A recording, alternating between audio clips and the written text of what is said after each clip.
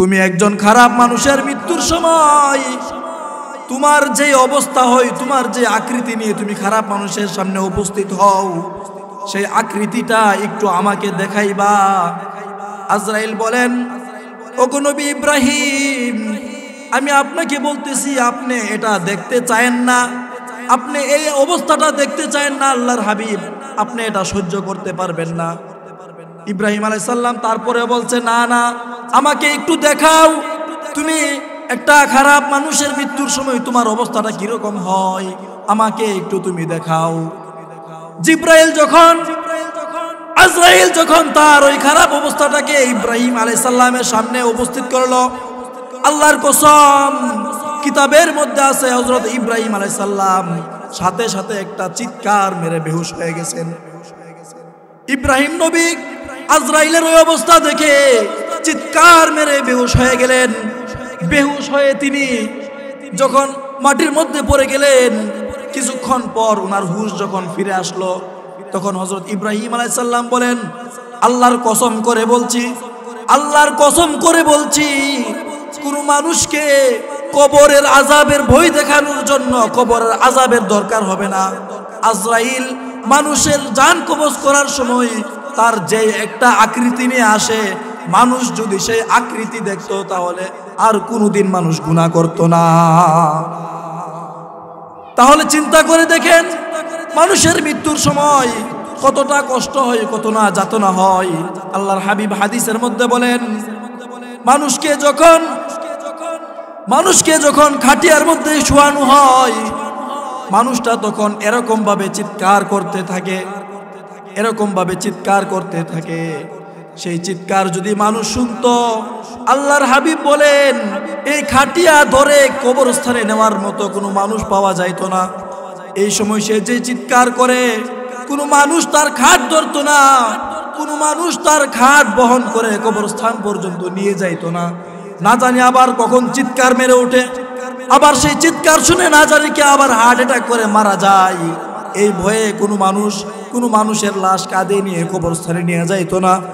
মানুষের লাশ মৃত্যুর পরে বাড়ির সামনে পড়ে থাকতো, ক্ষেতের মধ্যে পড়ে থাকতো, লাশ পচতে পচতে এগুলা পোকামাকড়, কুত্তা, ছাগল খাইতো। তাহলে আমাদের কি অবস্থা? এই দুনিয়ার পিছনে আমরা যেভাবে ছুটলাম, আমাদের অবস্থা দেখে তো মনেই হয় না যে আমাদের জন্য মৃত্যু অপেক্ষা করতেছে। প্রিয় ভাইয়েরা আমার, আমাদের জন্য কেউ অপেক্ষা করুক আর না করুক, মসজিদের খাটিয়াটা কিন্তু আমাদের জন্য ঠিক হয়ে অপেক্ষা করে। প্রিয় ভাইয়েরা আমার, বুঝার চেষ্টা করবেন, আপনি মসজিদে আসেন আর না আসেন, মুয়াজ্জিন সাহেবের ডাকে আপনি সাড়া দেন আর না দেন, আপনি মসজিদের সামনে দিয়ে ঘুরে যান কিন্তু মসজিদে আসেন না, মনে রাখবেন, একদিন আপনার নামটা ব্যক্তিগতভাবে মাইকের মধ্যে ঘোষণা করা হবে। সেদিন আপনার মসজিদে আসতে হবে না, সেদিন আপনি ইচ্ছা করলেও মসজিদে আসতে পারবেন না। সেদিন মসজিদ থেকে খাটিয়া আপনার বাড়িতে গিয়ে উপস্থিত হবে।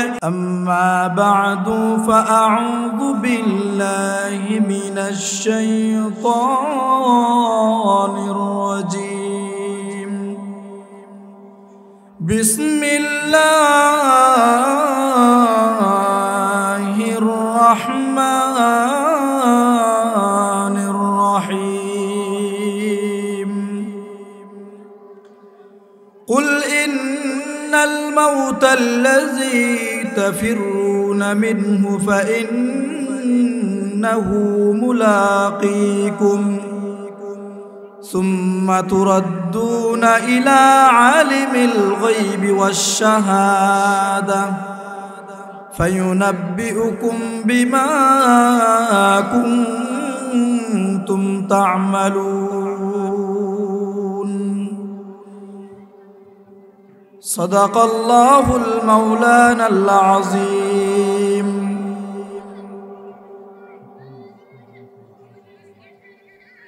وقال النبي صلى الله عليه وسلم أكثروا ذكر هاذم اللذات الموت.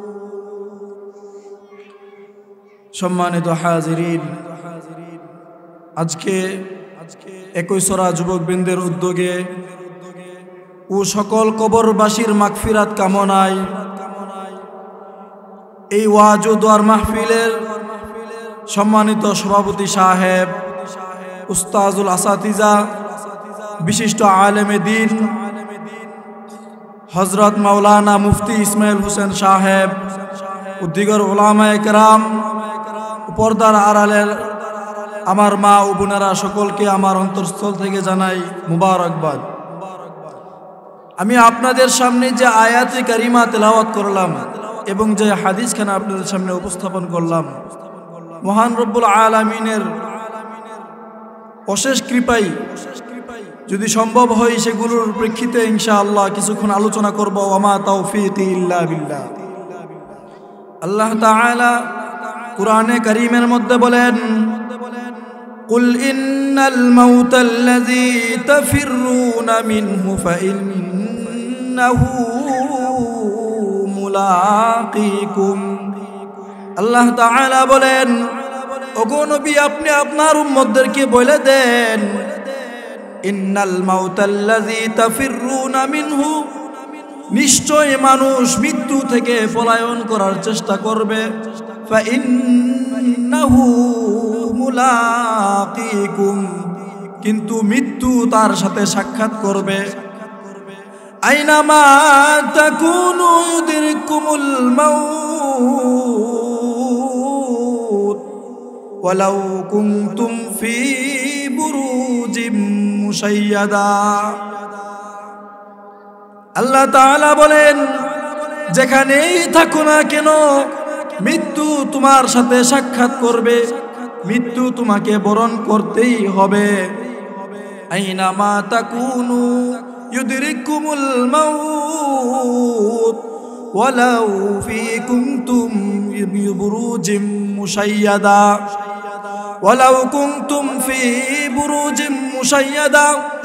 আল্লাহ তাআলা বলেন, যদিও অনেক বড় একটা লোহার বিল্ডিং, লোহা দিয়ে যদি একটা প্রাসাদ নির্মাণ করা হয়, সেই প্রাসাদের মধ্যে কোনো ছিদ্র থাকবে না, সেই প্রাসাদের মধ্যে ঢোকার মতো কোনো রাস্তা থাকবে না।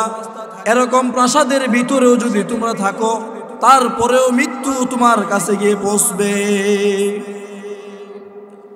আল্লাহর হাবিব বলেন, আকসিরু যিকরা হাযিমিল লাযযাতিল মাউত, তোমরা বেশি বেশি স্বাদ হরণকারী বিষয় অর্থাৎ মৃত্যুর কথা বেশি বেশি স্মরণ করো। মৃত্যু আমাদের জীবনকে একদম নিস্তব্ধ করে দিবে। মৃত্যু এসে একদিন আমার আপনার কর্ম জীবনকে থামায়া দিবেন। মৃত্যু আয়সা বলবে, আল্লাহ তাআলা বলেন, তোমরা যেখানেই থাকো না কেন মৃত্যু তোমার কাছে গিয়ে পৌঁছাবে। প্রত্যেকটা মানুষকেই মৃত্যুর স্বাদ গ্রহণ করতে হবে। সুখে থাকলেও মরে যাবেন, দুঃখে থাকলেও মরে যাবেন, হাসলেও মরে যাবেন, কাঁদলেও মরে যাবেন। সুখের সাগরে যে ভাসে তারও মৃত্যু হবে, দুঃখের সাগরে যে ভাসে তারও মৃত্যু হবে। আপনি যেখানেই থাকেন, আপনি রাজপ্রাসাদের মধ্যে থাকেন, তারপরও আপনার মৃত্যু হবে। আর জীর্ণ কুটির ঘর, কুড়ে ঘরের মধ্যে যে থাকে তারও মৃত্যু হয়ে যাবে। মৃত্যু এসে মানুষকে একদম নিস্তব্ধ করে দেবে। সেদিন দেখবেন সবাই কত কাজ নিয়ে ব্যস্ত, কিন্তু আপনি একদম স্তব্ধ হয়ে আছেন। আল্লাহর হাবিব বলেন, আকসিরু যিকরা হাযিমিল লাযযাত, ওই মৃত্যুর কথা বেশি বেশি আলোচনা করো, ওই মৃত্যুর কথা বেশি বেশি স্মরণ করো, যা তোমার জীবনের স্বাদকে কেড়ে নিবে।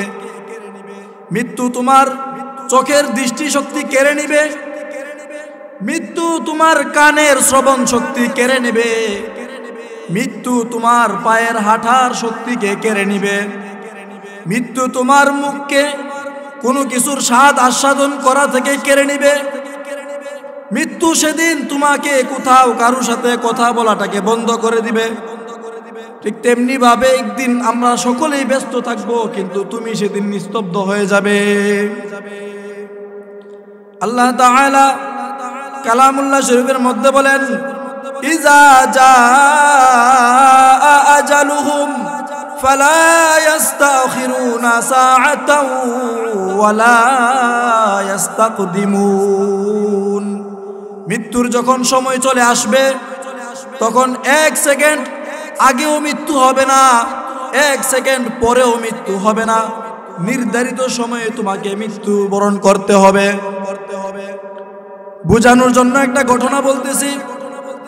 আমার শায়েখ আল্লামা মুফতি হুসাইন আহমদ সাহেব বারাকাল্লাহু ফি হায়াতি, তিনি একদিন আমাদের ক্লাসের মধ্যে বলতেছিলেন, পাকিস্তানের এক যুবক, সে রাজমিস্ত্রির কাজ করে, 10 তলা বিল্ডিং এর উপরে সে রাজমিস্ত্রির কাজ করতেছে। কাজ করতে করতে সে হঠাৎ 10 তলা থেকে কাজ করতে করতে নিচে পড়ে গেল। 10 তলা থেকে পড়ে গেলে কি কেউ বাঁচবে? কেউ বাঁচবে না। কিন্তু আল্লাহ তাআলার কি কুদরত, সে 10 তলা থেকে নিচে পড়ার পরেও মরে নাই। 10 তলা থেকে নিচে পড়ার পরেও সে মরে নাই। সে সুস্থভাবে আবার হাঁটা চলাফেরা করতে পারে। অতঃপর সে যখন উঠা আবার সিঁড়ি দিয়ে বেয়ে বেয়ে তাদের বন্ধুর কাছে আবার 10 তলা পর্যন্ত গিয়ে পৌঁছাইলো। পৌঁছানোর পর তার বন্ধুরা বলতেছে, তোর কি কপাল, 10 তলা থেকে পইরাও তুই মরলি না, এখন আমাদেরকে মিষ্টি খাওয়া। কি কর, আমাদেরকে এখন মিষ্টি খাওয়া। তো সেও চিন্তা করলো, 10 তলা থেকে তো মানুষ পড়লে বাঁচে না, আল্লাহ যা আমারে বাঁচাইলো, শুকরিয়া আদায় করেও তো আমি তাদেরকে একটু মিষ্টি খাওয়াইতে পারি। তখন ওই যুবক সাথে সাথে বাজারে রওনা হলো যে তাদেরকে মিষ্টি খাওয়াবে, মিষ্টি আনার জন্য গেল। মিষ্টি আনার জন্য যখন যাইতেছিল ওই যুবক, তখন মিষ্টি আনতে গেলে রাস্তাটা পার হইয়া দোকান থেকে গিয়ে মিষ্টি আনা লাগে। ওই যুবক যখন রাস্তাটা পার হয়ে মিষ্টি আনতে যাইতেছিল, তখন সাথে সাথে রাস্তা থেকে একটা গাড়ি তাকে এমন ভাবে চাপা দিল, সাথে সাথে সে মৃত্যুবরণ করল। তাহলে চিন্তা করে দেখেন, কিছুক্ষণ আগে সে 10 তলা থেকে পরেও তার মৃত্যু হয় নাই, আর সে মিষ্টি আনার জন্য বাজারে যাইতেছিল, যেখানে তার মৃত্যু হওয়ার কথাই না, সেখানে তার মৃত্যু হয়ে গেল। এটা দ্বারা বোঝা যায় যে আমাদের মৃত্যুর একটা নির্ধারিত সময় আছে। আল্লাহ তাআলা যে নির্ধারিত মৃত্যুর সময়টা লিখে রাখছেন, সেই নির্ধারিত সময়ের 1 সেকেন্ড আগেও কেউ মরবে না, নির্ধারিত সময়ের 1 সেকেন্ড পরেও কেউ মরবে না। আজরাইল মানুষের সাথে যে কোনো সময় সাক্ষাৎ করতে পারে। আজরাইল কি কারো কাছে অনুমতি নিয়ে আসবে? আজরাইল কারো কাছে অনুমতি নিয়ে আসবে না। আল্লাহর হাবিব সাল্লাল্লাহু আলাইহি ওয়াসাল্লামের ইন্তিকালের সময় জিবরাইল প্রতিদিন আয়েশা আল্লাহর হাবিবকে জিজ্ঞাসা করে, হাবিব, আল্লাহ তাআলা আপনি কেমন আছেন জানতে চেয়েছেন। প্রতিদিন আল্লাহর হাবিব বলেন, আমার শরীরে একটু একটু জ্বর জ্বর ভাব, একটু একটু কষ্ট অনুভব হয়। চতুর্থ দিনের মাথায় জিবরাইল আমিন আল্লাহর হাবিবের কাছে আয়েশা বলতেছে, হাবিব আমার, আজকে আমি আর একা আসি নাই, আজকে আমার সাথে আরেকজনকে নিয়ে আসছি। সে দরজার মধ্যে দাঁড়ায় আছে। আল্লাহর হাবিব দরজার দিকে তাকায় দেখেন, দরজার মধ্যে মালাকুল মউত আজরাইল দাঁড়ানো। আজরাইল বলে, ওগো আল্লাহর হাবিব, আপনি যদি আমাকে অনুমতি দেন তাহলে আমি আপনার ঘরের মধ্যে প্রবেশ করব, আর যদি আপনি অনুমতি না দেন আমি আবার পুনরায় ফিরে চলে যাব। আল্লাহর হাবিব জিবরাইলকে জিজ্ঞাসা করেন, জিবরাইল, আল্লাহ তাআলা কি এটা বলেছে? জিবরাইল বলে, আল্লাহর হাবিব, আল্লাহ তাআলা বলেছেন আপনি যদি বলেন আপনার জান কবজ করতে, তাহলে আজরাইল আপনার জান কবজ করবে। আপনি যদি বলেন যে পৃথিবীর মধ্যে আরো বেশি থাকবেন, আল্লাহ তাআলা আপনার জান কবজ করার জন্য আজরাইলকে মানা করেছেন। কিন্তু আল্লাহ তাআলা আপনার দিদারের অপেক্ষায় মাশউক হয়ে আছেন, পাগল পারা হয়ে আছেন আপনি হাবিবকে আল্লাহ তাআলা দেখার জন্য। আল্লাহর হাবিব তখন সাথে সাথে বলেছেন, ঠিক আছে আজরাইল, আমার জানটাকে কবজ করে নাও, আমি আমার মাশউকের সাথে দেখা করতে চাই, আমি আমার আল্লাহর সাথে দেখা করতে চাই। আজরাইল যখন আল্লাহর হাবিবের জান কবজ করতেছিলেন, আল্লাহর হাবিব বলেন, ও আজরাইল, তুমি কিভাবে জান কবজ করতেছো? আমার তো কষ্ট হইতেছে। আজরাইল বলেন, আল্লাহর হাবিব আল্লাহ তাআলা আমাকে বলেছেন আপনার জানটা যেন অতি সতর্কতার সহিত আমি কবজ করে নেই, আপনার জানটা যেন অতি সহজভাবে আমি কবজ করে নেই, আপনি হাবিব যেন কষ্ট না পান। আল্লাহর হাবিব পৃথিবী সৃষ্টির পর থেকে আজ পর্যন্ত কোন মানুষের ঘরে আমি আজরাইল অনুমতি নিয়ে ঢুকি নাই, আর কিয়ামত পর্যন্ত আর কোন মানুষের ঘরের মধ্যে আমি অনুমতি নিয়ে ঢুকবো না, একমাত্র আপনার ঘরে আমি অনুমতি নিয়ে ঢুকেছি। আপনি অনুমতি না দিলে আমি আবার আল্লাহর কাছে চলে যেতাম। আল্লাহর হাবিবের মৃত্যুর সময় কষ্ট হওয়ার কারণে আল্লাহর হাবিব বলতেছে, তুমি কিভাবে আমার জান কবজ করতেছো, আমার তো কষ্ট হইতেছে। আজরাইল বলেন, আল্লাহর হাবিব এত সহজভাবে দুনিয়া সৃষ্টি করার পর থেকে আজ পর্যন্ত আর কোনো মানুষের জান আমি কবজ করি নাই, কিয়ামত পর্যন্ত এত সহজভাবে আর কোনো মানুষের জান আমি কবজ করব না। হাবিব আপনি একটু ধৈর্য ধরেন, আপনার জানটাকে আমি কবজ করে নেই। তাহলে চিন্তা করেন, আমার আপনার হাবিব আল্লাহর নবী, আল্লাহর নবীর মৃত্যুর সময় যদি কষ্ট হয়ে থাকে, তাহলে আমাদের আপনার জীবনের মধ্যে কি কষ্ট হবে না? আমাদের যখন জান কবজ করা হবে, আল্লাহ তাআলা বলেন, ওয়াজাআত সাকরাতুল মাউতি বিল হক, অবশ্যই অবশ্যই মৃত্যুর যন্ত্রণা হবে। যালিকা মা কুনতা মিনহু তাহিদ, এটা হচ্ছে এমন একটা বিষয় যা থেকে তোমরা পলায়ন করতে চাইতে, কিন্তু তোমরা চাইলেও এটা থেকে পলায়ন করতে পারবে না। মৃত্যুর সময় যখন আজরাইল জান কবজ করবে, তখন প্রত্যেকেরই যন্ত্রণা হবে, কষ্ট হবে। আল্লাহর খলিল ইব্রাহিম খলিলুল্লাহ ইব্রাহিম আলাইহিস সালাম আজরাইলকে বলতেছে, আজরাইল তুমি একজন খারাপ মানুষের মৃত্যুর সময় তোমার যে অবস্থা হয়, তোমার যে আকৃতি নিয়ে তুমি খারাপ মানুষের সামনে উপস্থিত হও, সেই আকৃতিটা একটু আমাকে দেখাইবা। আজরাইল বলেন, ওগো নবী ইব্রাহিম, আমি আপনাকে বলতেছি আপনি এটা দেখতে চায়েন না, আপনি এই অবস্থাটা দেখতে চায়েন না আল্লাহর হাবিব, আপনি এটা সহ্য করতে পারবেন না। ইব্রাহিম আলাইহিস সালাম তারপরে বলছে, না না, আমাকে একটু দেখাও, তুমি একটা খারাপ মানুষের মৃত্যুর সময় তোমার অবস্থাটা কিরকম হয়, আমাকে একটু তুমি দেখাও। আজরাইল যখন তার ওই খারাপ অবস্থাটাকে ইব্রাহিম আলাইহিস সালামের সামনে উপস্থিত করলো, আল্লাহর কসম কিতাবের মধ্যে আছে হযরত ইব্রাহিম আলাইহিস সালাম সাথে সাথে একটা চিৎকার মেরে বেহুশ হয়ে গেছেন। ইব্রাহিম নবী আজরাইলের ওই অবস্থা দেখে চিৎকার মেরে বেহুশ হয়ে গেলেন। বেহুশ হয়ে তিনি যখন মাটির মধ্যে পড়ে গেলেন, কিছুক্ষণ পর ওনার হুঁশ যখন ফিরে আসলো, তখন হযরত ইব্রাহিম আলাইহিস সালাম বলেন, আল্লাহর কসম করে বলছি, আল্লাহর কসম করে বলছি, কোন মানুষকে কবরের আযাবের ভয় দেখানোর জন্য কবরের আযাবের দরকার হবে না। আজরাইল মানুষের জান কবজ করার সময় তার যে একটা আকৃতি নিয়ে আসে, মানুষ যদি সেই আকৃতি দেখতো তাহলে আর কোনোদিন মানুষ গুনাহ করতো না।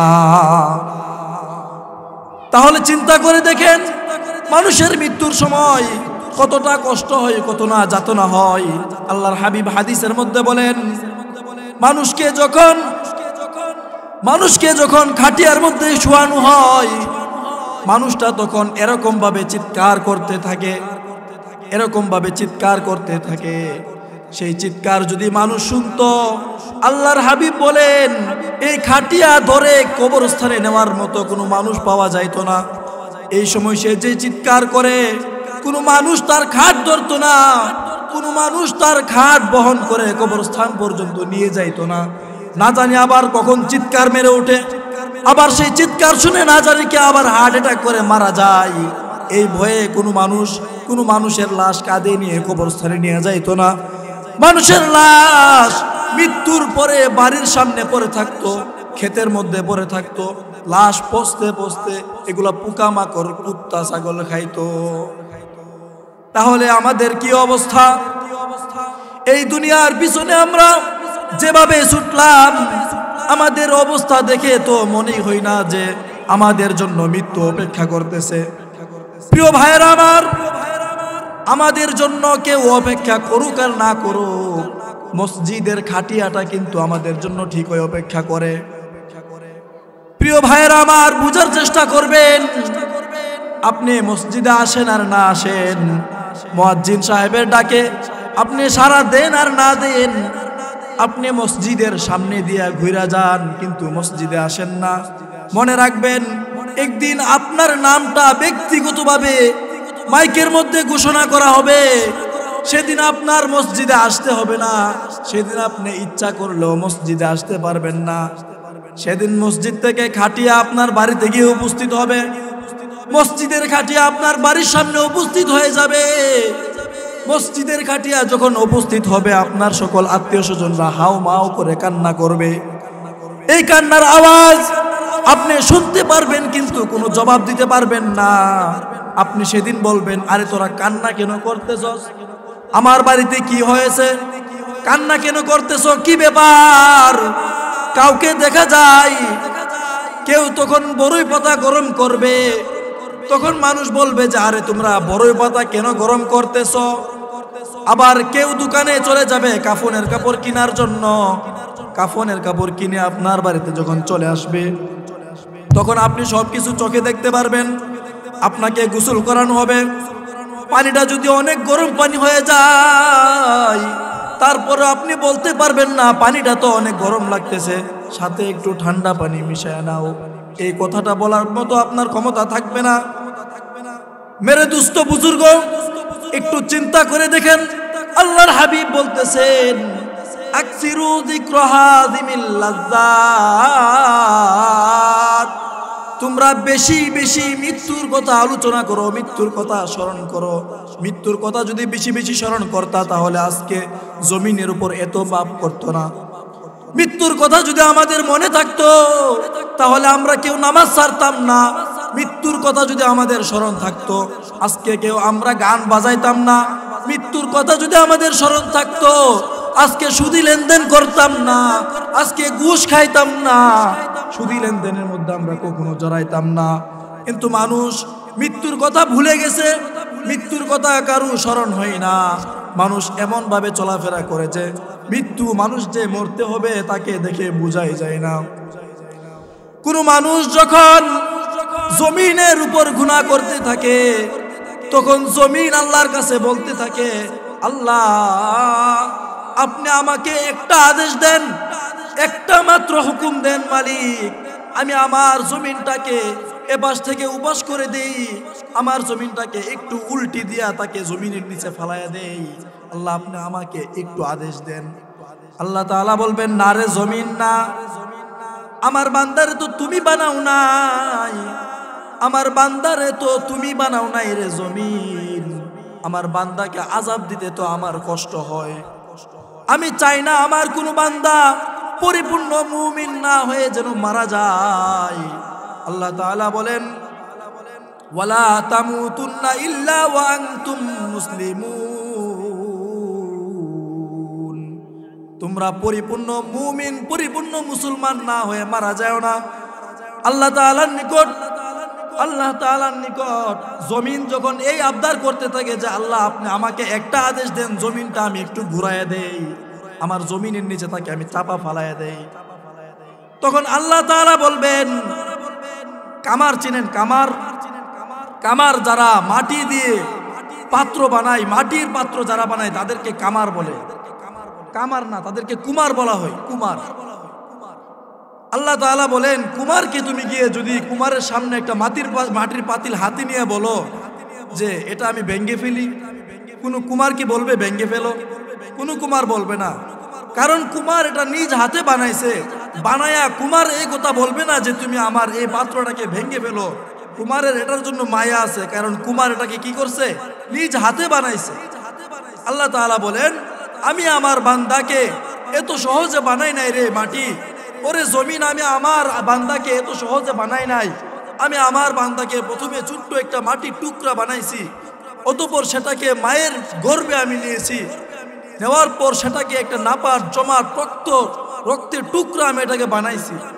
বানাইবার পর সেই রক্তের টুকরাটাকে আমি গোস্তের টুকরায় পরিণত করেছি। গোস্তের টুকরার পর সেটার মধ্যে আমি হাড্ডি লাগাইছি। হাড্ডি দেওয়ার পর সেই শরীরের মধ্যে আমি আবার গোস্ত দিয়েছি। তারপর সেই শরীরের মধ্যে আমি একটা রূহ দিয়ে তাকে জমিনের মধ্যে আনছি। আল্লাহ তাআলা চায় না কেউ গুনাহগার হয়ে কবরের মধ্যে যাক। জান্নাত তো আল্লাহ তাআলা বানাইছেন, আমার আপনার জন্য বানাইছেন, কথা বলেন ঠিক কিনা? জান্নাত আল্লাহ তাআলা বানাইছেন আমাদের জন্য। আমার বান্দারা জান্নাতের মধ্যে থাকবে, মুসলমানরা জান্নাতের মধ্যে থাকবে। আজকে আল্লাহ তাআলা আমাদেরকে দুনিয়ার মধ্যে কেন পাঠাইলেন, কোন উদ্দেশ্য নিয়ে আমাদেরকে পাঠাইলেন, সেই উদ্দেশ্যটাই আমরা ভুলে গেলাম। দুনিয়ার মধ্যে আল্লাহ আমাদেরকে পাঠাইছেন আখিরাতের জন্য, যেন আমরা কিছু বাজার করে যাইতে পারি। অথচ আমাদের অবস্থাটা কিরকম হয়ে গেল যে দুনিয়ার বাজারের মধ্যে আইসা আমরা আসলে বাজারের ব্যাগটাই হারিয়ে ফেলেছি। প্রিয় ভাইয়েরা আমার, একটু চিন্তা করে দেখেন, আজকে এত কষ্ট করে যে জায়গা, যে জমি করতেছেন, যে কাজ করার জন্য, যে টাকা ইনকাম করার জন্য নামাজে আসেন না, আল্লাহর কাছে আসেন না, আল্লাহর কাছে বসেন না, এত কষ্ট করে আপনি কার জন্য ইনকাম করতেছেন? আজ থেকে 150 থেকে 200 বছর পর আপনার যে জায়গাটা আছে, সেই জায়গার মধ্যে যারা অবস্থান করবে, সেই জায়গার মধ্যে যারা বসবাস করবে, তাদের কেউ তো আপনাকে চিনবে না, তাদের কেউ আপনার নামও জানবে না। যেমন মনে করেন আমরা যারা আছি, আমরা এখন যে জায়গাটার মধ্যে অবস্থান করতেছি, এই জায়গাটা আমাদের বাবার। আমাদের বাবার আগে সেই জায়গাটা ছিল আমাদের দাদার।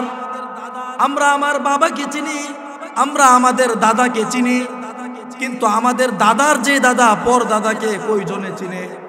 অথচ সেই জায়গাটা তো একটা সময় আমাদের দাদার দাদার ছিল। আজকে যার জায়গা আমরা ভোগ করতেছি, তার কথা তো আমরা জানিও না, তার নামও জানি না, তাকে চিনি না। আমরা মসজিদের মধ্যে দোয়া করলে বাবার জন্য দোয়া করি, সর্বোচ্চ দাদার জন্য দোয়া করি, আর পর দাদার কথা তো আমাদের কেউই জানা নাই।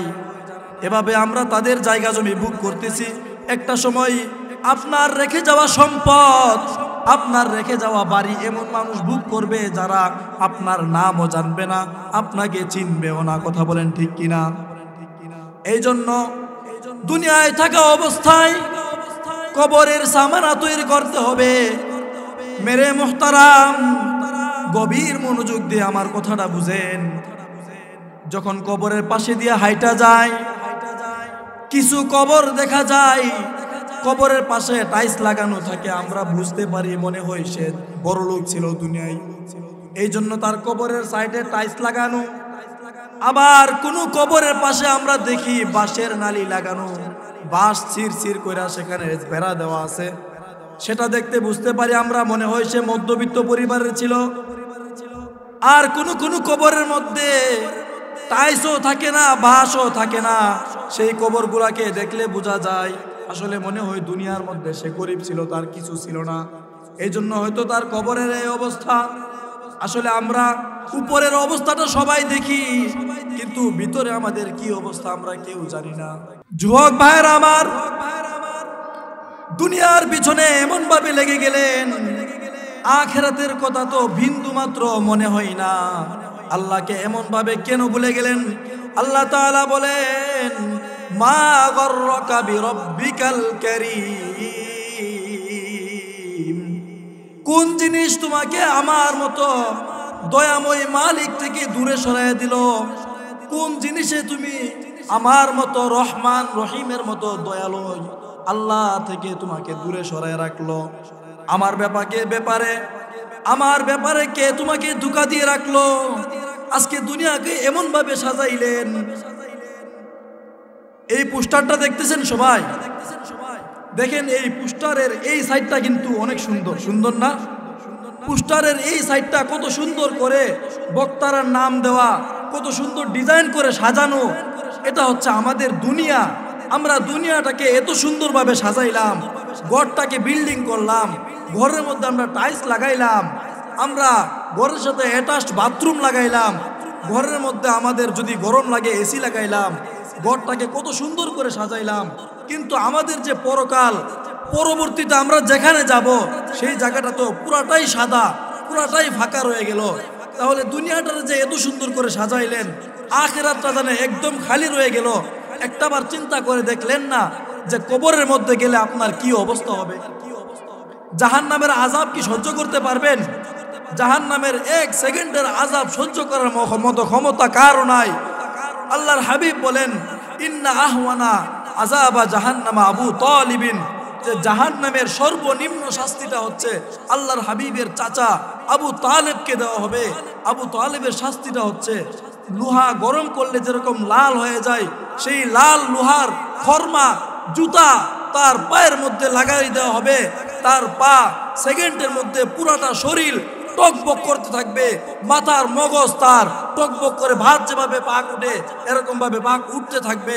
আর আবু তালেব মনে করবে হয়তো তাকে জাহান্নামের সবচেয়ে কঠিন আযাব দেওয়া হইতেছে, অথচ জাহান্নামের সর্বনিম্ন আযাবটা তাকে দেওয়া হবে। কোন বান্দাকে যখন জাহান্নামের মধ্যে রাখা হবে, জাহান্নামী তখন আল্লাহ তাআলাকে 3টা আবদার করবে।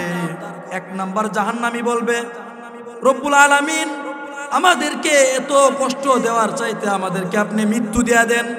আমাদের এত কষ্ট সহ্য হয় না মালিক, আমাদেরকে আপনি মৃত্যু দিয়া দেন। আল্লাহ তাআলা বলবেন, লা ইউখতা আলাইহিম ফায়ামুতু, না রে নাফরমান, আজকে আর কোনো মৃত্যু নাই, আজকে আর মৃত্যু হবে না, মৃত্যুর সিদ্ধান্ত আমি আল্লাহ শেষ করে দিয়েছি। কিয়ামতের দিন আল্লাহ তাআলা একটা কালো বকরি আনবে সকলের সামনে, জাহান্নামীদেরকে বলবে, জাহান্নামীরা দেখো এটা কি, তোমরা চিনো কিনা? জাহান্নামীরা বলবে এটা মৃত্যু। জান্নাতীদের সামনে একটা সাদা বকরি উপস্থিত করা হবে, জান্নাতীদেরকে বলা হবে দেখো এটা চিনো কিনা? তারা বলবে এটা মৃত্যু। তাদের সামনে মৃত্যুকে জবাই করা হবে, বলবো আজকে থেকে আর কারো মৃত্যু নাই, মৃত্যুর সিদ্ধান্ত এখানেই শেষ হয়ে গেছে, এখন থেকে আর কারো মৃত্যু হবে না। 1 নাম্বার আবদার কি বলছিলাম মনে আছে? 1 নাম্বারে বলবে যে আল্লাহ এত কষ্ট দেওয়ার চাইতে আমাদেরকে মৃত্যু দেয়া দেন, আর সহ্য করতে পারি না মালিক, আর সহ্য হয় না। আল্লাহ বলবে না রে নাফরমান, আজকে আর মৃত্যুর ফয়সালা নাই। 2 নাম্বার আবদার করবে, আল্লাহ তাইলে একটু আযাবটা হালকা করে দেন, আল্লাহ একটা দিন ছাড় দেন, সপ্তাহের মধ্যে একটা দিন ছাড় দেন, আল্লাহ 24 ঘন্টার মধ্যে 5টা মিনিট ছাড় দেন। আল্লাহ তাআলা বলবেন, লা ইউখাফাফু আনহা মিন আযাবিহা, না রে নাফরমান, আমার আযাবের কোনো পাওয়ার কমবে না, আজকে আমার আযাব 100 পাওয়ারে চলবে। আজকে যতই বলো না কেন আমার জাহান্নামের আযাব আজকে থামবে না, থামানো সম্ভব নয়। 2 নাম্বার আবদার তারা বলবে যে জাহান্নামের আগুনটাকে একটু নরমাল করে দেন, সহজ করে দেন। আল্লাহ তাআলা সেটাকে সহজ করবে না। 3 নাম্বারে বলবে আল্লাহ তাইলে আপনি আমাদেরকে আবার দুনিয়ার মধ্যে পাঠান, দুনিয়ায় পাঠাইলে আমরা দুনিয়ার মধ্যে কিছু নেক আমল করে আবার আপনার কাছে ফিরে আসব। আল্লাহ তাআলা বলবেন, কাল্লা, কখনো না, কি কখনো সম্ভব না। দুনিয়ার মধ্যে তোমাকে আমি নির্দিষ্ট সময় দিয়ে পাঠাইছিলাম, যেই সময় দিয়ে পাঠাইছি বান্দা, চাইলে তুমি সেই সময়ের মধ্যে জান্নাত অর্জন করে নিতে পারতে। কিভাবে তুমি জান্নাতে যাইবে, কিভাবে তুমি জাহান্নাম থেকে বাঁচবে? আমি তোমাদের কাছে নবী রাসূল পাঠাইলাম, আমি তোমাদের কাছে উলামায়ে কেরাম পাঠাইলাম। উলামায়ে কেরাম তোমাদেরকে কবরের আযাবের বই দেখাইছিল, উলামায়ে কেরাম তোমাদেরকে জাহান্নামের আযাবের বই দেখাইছিল। তারপরেও তুমি নাফরমান, আমার পথে ফিরে আসো নাই, তোমাকে আর সুযোগ দেওয়া যাবে না। আজকে তুমি এখানে জীবিত থেকেই কষ্ট আযাব করতে তাহ সেকেন্ডের মধ্যে, হাত্তা তাত্তালিউ আলাল আফইদা, আল্লাহ তাআলা বলেন সেকেন্ডের মধ্যে পুরা শরীর জ্বালায় ফেলবে। দুনিয়ার মধ্যে যখন কোনো মানুষের গায়ে আগুন লাগে, তার রূহটা চলে যাওয়ার আগ পর্যন্ত তার একটু কষ্ট হয়, কিন্তু যখন তার রূহটা বের হয়ে যায়, সে যখন মারা যায়, মারা যাওয়ার পরে তার আর কোনো কষ্ট নাই। বাকি পরে পুরাটা তার লাশ পুড়ে ছাইও যদি হয়ে যায়, কয়লাও যদি হয়ে যায়, তারপরে তার আর কষ্ট হয় না। কিন্তু জাহান্নামের মধ্যে আল্লাহ তাআলা বলেন, জাহান্নামের মধ্যে মৃত্যু হবে না, জীবিত থেকেই প্রত্যেকটা সেকেন্ড, হাত্তা তাত্তালিউ আলাল আফইদা, 1 সেকেন্ডের মধ্যে পুরা শরীর কলিজা সহ জ্বালায় ফেলবে। তাহলে জাহান্নামের আযাব কত কঠিন ভাই। আল্লাহ তাআলা আমাদের প্রত্যেককে জাহান্নামের আযাব থেকে হেফাজত করুক, সকলে বলে আমিন। আল্লাহ তাআলা আমাদের প্রত্যেককে দুনিয়ায় থাকা অবস্থায় আখিরাতের জন্য কিছু করার তৌফিক দান করুক, সকলে বলে আমিন। এই বলে আমি আমার সংক্ষিপ্ত বয়ান শেষ করলাম।